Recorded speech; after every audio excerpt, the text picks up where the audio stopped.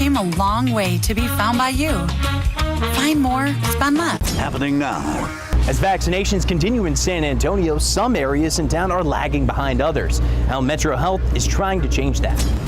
And the light at the end of the pandemic tunnel as mask guidelines are loosened for those who are fully vaccinated. The motivation for those who are still hesitant and what school may look like next fall. Is your airbag safe? Despite years of warnings, there are still millions of defective Takata airbags on our roads. Coming up, how to check.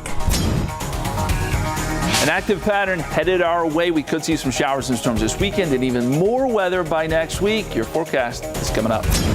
Plus, what a study has revealed about teenagers who are still working while in school and the effects of a pandemic-battered economy as teens are looking for jobs. The News at 5 starts right now.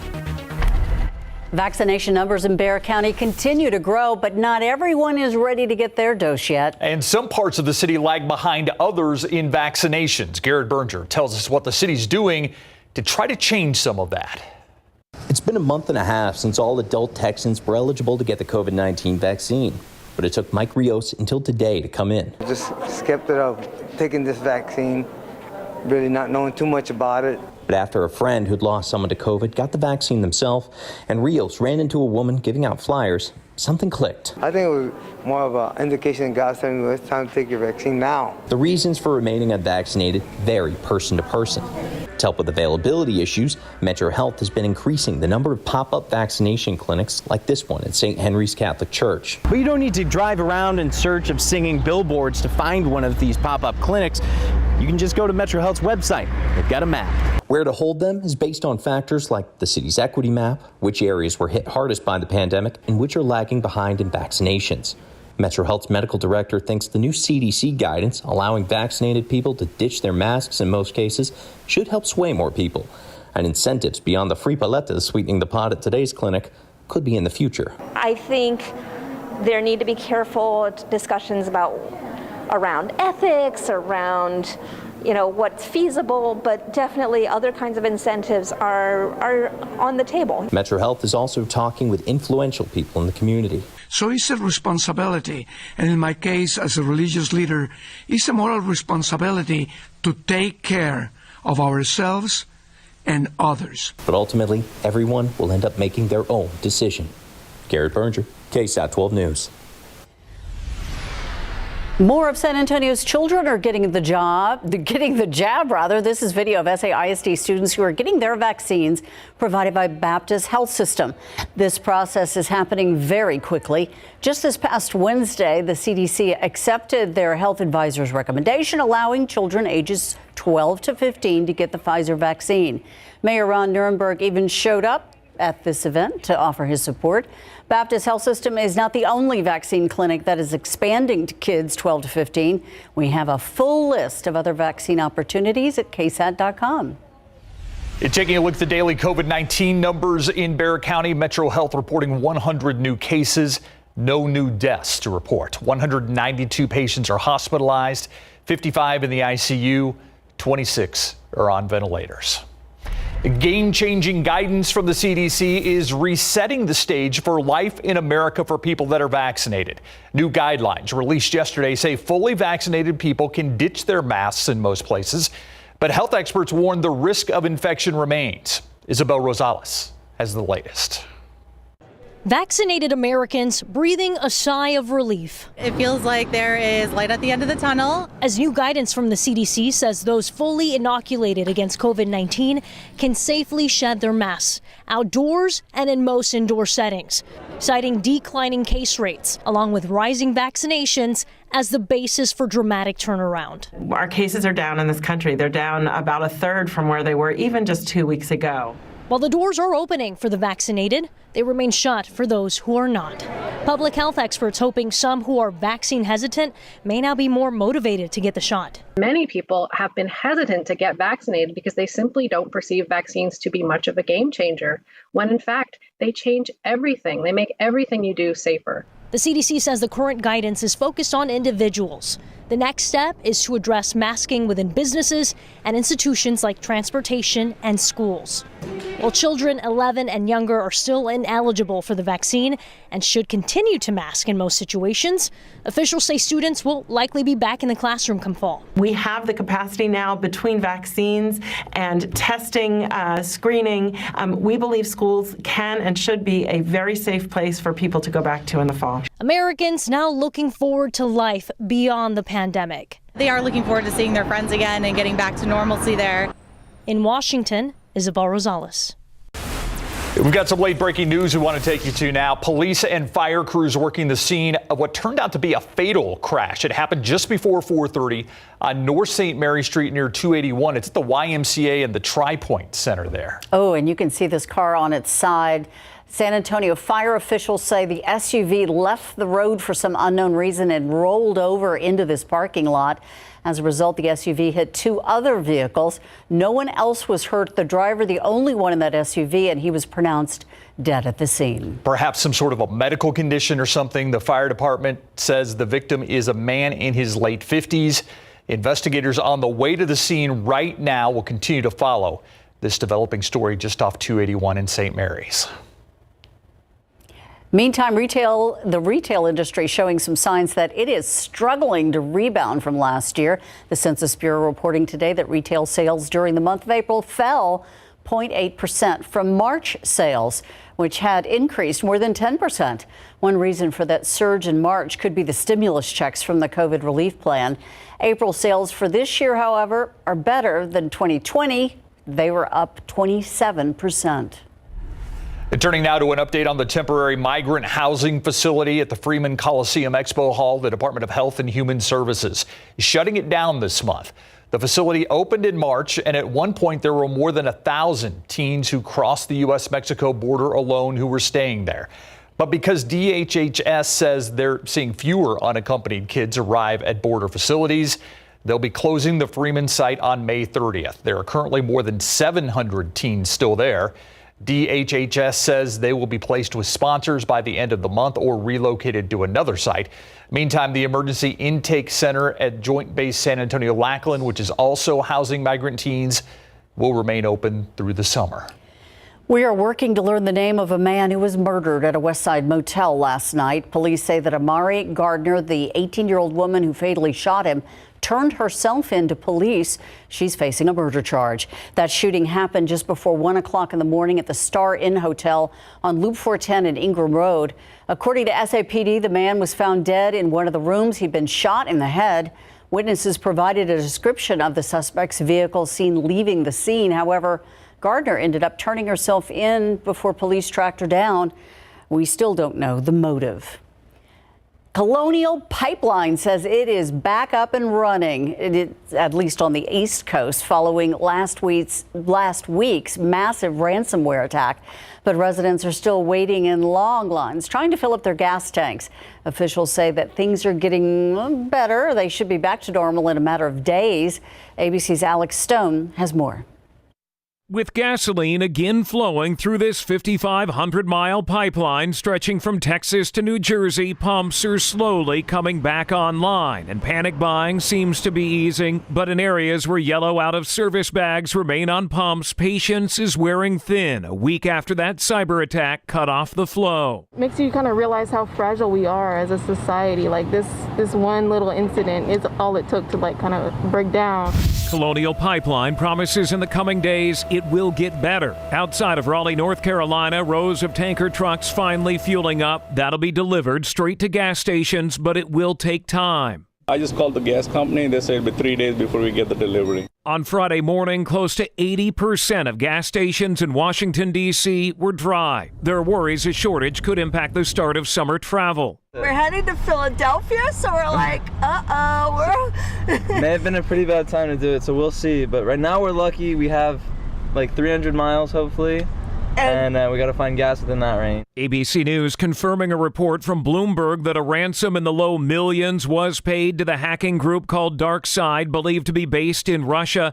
The FBI has long urged companies not to pay such ransoms. These are private sector entities, and they could be advised by the FBI not to do this because it encourages more hackers and it leads to more attacks on more people. But at the end of the day, they make their decisions based on the bottom line.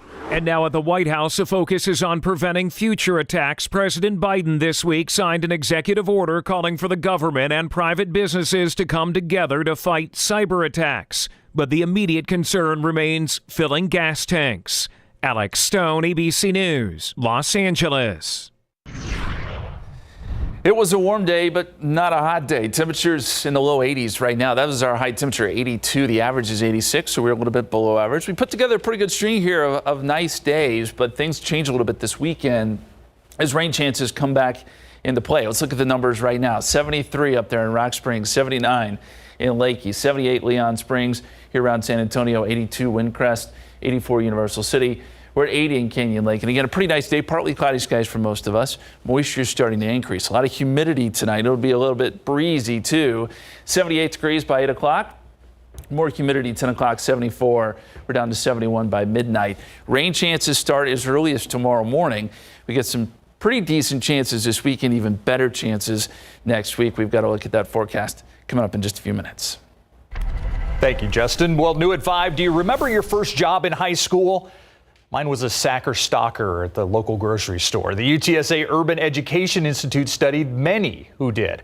And as expected, it found the vast majority had jobs in the food industry. It also looked at students who had internships or mentors who shadowed them. Jesse DeGuiato tells us about the impact those real-world experiences had on their schoolwork and on their lives. Students in high school can learn a lot in the classroom and through extracurricular activities. But a study by the UTSA Urban Education Institute found out when students connect their education to their careers, something powerful happens. It did for Diego Robbins. Working up to 30 hours a week at Starbucks, he says, taught him time management. But a summer internship at a nonprofit that involved organizing a donation drive among his duties proved life-changing for a young man who wanted to be a doctor. Until, I did this internship and got to, work with supply chain management and accounting and grant writing and finances, and saw really how much it interested me. Not surprising, says the Urban Education Institute's director. Having these work-based opportunities is formative. Mike Villarreal says it is concerning that students don't have enough of those opportunities after the pandemic battered the economy. Without those, he says, how can they prepare for what awaits? Right now, employers are having a hard time finding skilled labor in really crucial areas. Yet does going to school and working hurt them academically? If you overdo the employment, yes, there is going to be a negative effect. Otherwise, he says no, according to the study. Diego juggled both. He'll be majoring in business this fall. Jesse Degollado, KSAT 12 News. It's a topic we're going to dig deeper into at 6 o'clock. Tonight's KSAT Q&A will be about the Urban Education Institute study. Its director, Mike Villarreal, and Sonny Fong with SA Works, the internship program that the San Antonio Economic Development Foundation wants to expand based on the study's findings. That's coming up at 6. Takata airbags. They were the largest safety recall in U.S. history. But 13 years later, there are still millions of cars, trucks, and SUVs with those potentially explosive airbags on the road. Up next, why it's important to check your car for this recall and how to do it.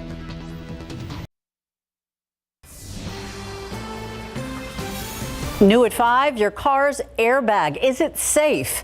The Takata airbag recall was the largest safety recall in U.S. history. That was back in 2008. Yet today there are still some 17 million cars on U.S. roads that have these potentially explosive airbags.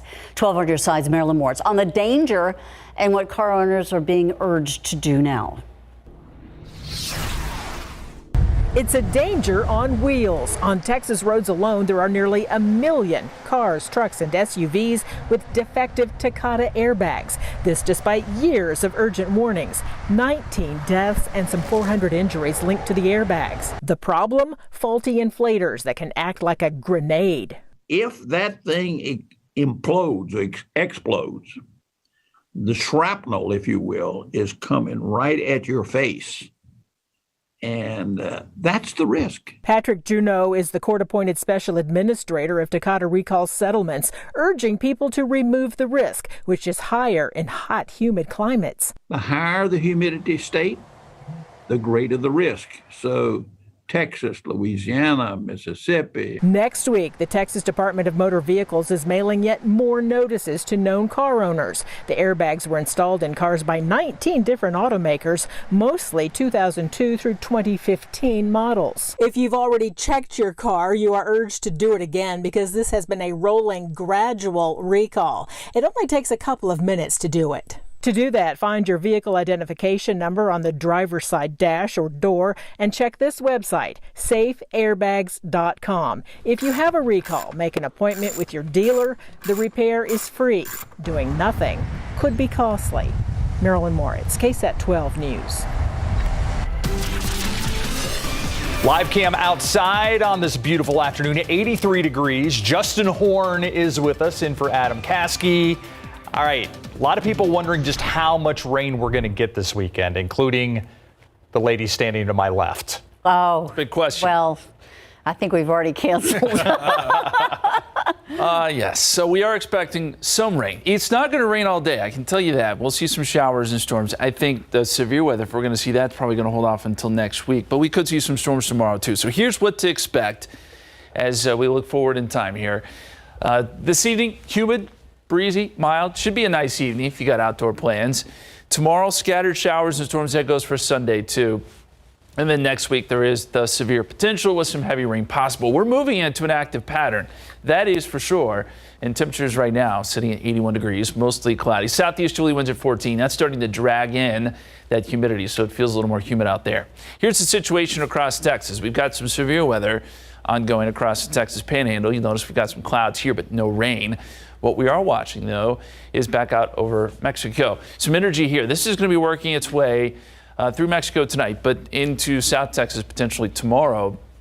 And that's what may bring us some showers and storms. There's still some questions there, but I think timing-wise, some showers initially out west, and then some of that may work its way towards San Antonio by midday.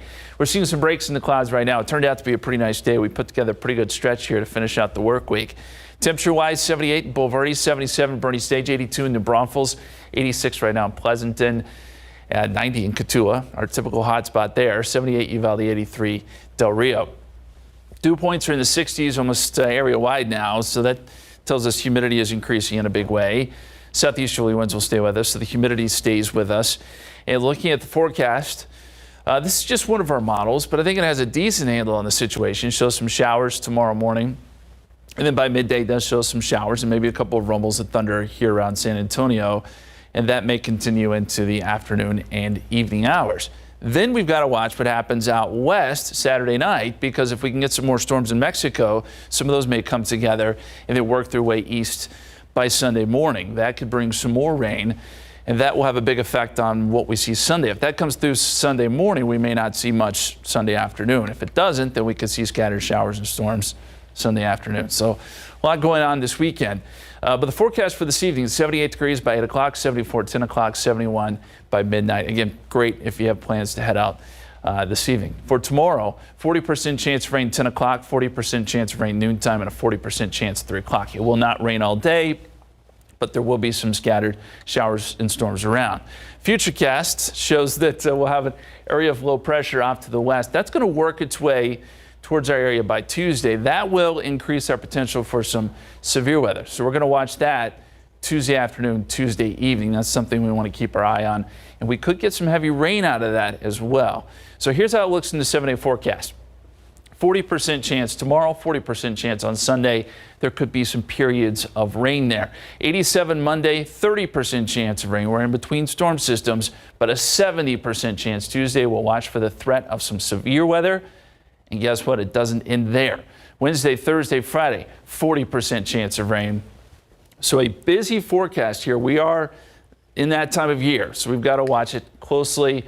We'll be here for you tomorrow and then all of next week for the potential of some stronger storms, guys. You guys are not catching a break, are you? Nope. All right. Yep. Thanks. All right, let's switch now to some great news. Tim Duncan Making his way to Connecticut, is that where this That's where the ceremony will be held. That is correct. And he visits with the media today before his call to the Hall tomorrow. When we come back, you'll hear from Tim. And the Spurs backing in to the play-in coming up. Former San Antonio Spur, five-time NBA champion Tim Duncan is going into the Naismith Memorial Basketball Hall of Fame tomorrow. But before his induction, or I should say introduction by Hall of Famer and former teammate David Robinson, prior to his induction, Tim participated in today's Hall of Fame press conference.